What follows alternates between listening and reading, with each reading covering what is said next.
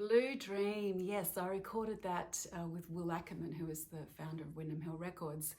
That one's recorded on a Steinway, and that was kind of my first big album, really, Blue Dream. And then I had Bob Ludwig master that, and Bob said, Fiona, I'd really like to hear this in 5.1 surround sound. So that was my introduction to the audiophile world. I've become quite taken with the idea of people being able to listen to my music how I would like them to hear it, which is obviously a lot better than MP3, and certainly even better than CD. So so Blue Dream, that was probably the most pivotal album, because that was where I got my start.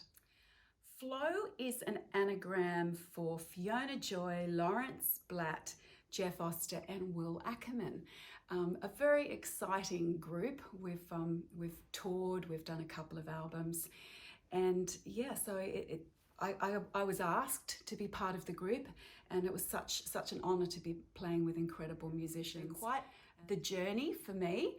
We've even played in Carnegie Hall 3 times, so great experience for me. Get back on the road. I love touring. I love touring in China, actually. I go there usually for 1 month a year. I have a new album coming out with Cookie Marenka at Blue Coast Records. That's coming out at the end of the year. And I also have another album of my own. So I'm super, super busy. I can't say that things have slowed down with the isolation. To be honest, I'm probably as busy as ever.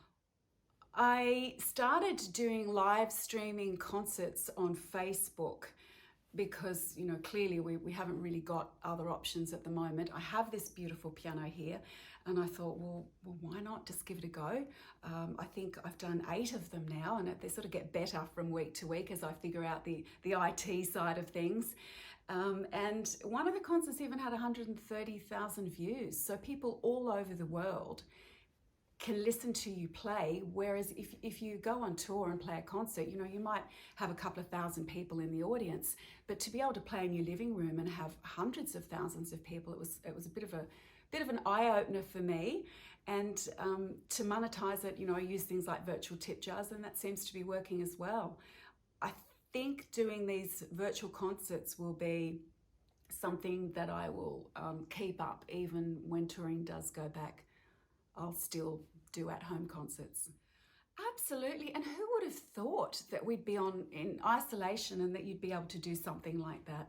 So the world's changing pretty quickly at the moment, and we're all scrambling to keep up with things and, work out where we're going and what's going to happen next. But, even though streaming has slowed down and a lot of other things have slowed down, we're finding new things to do and new ways to reach an audience.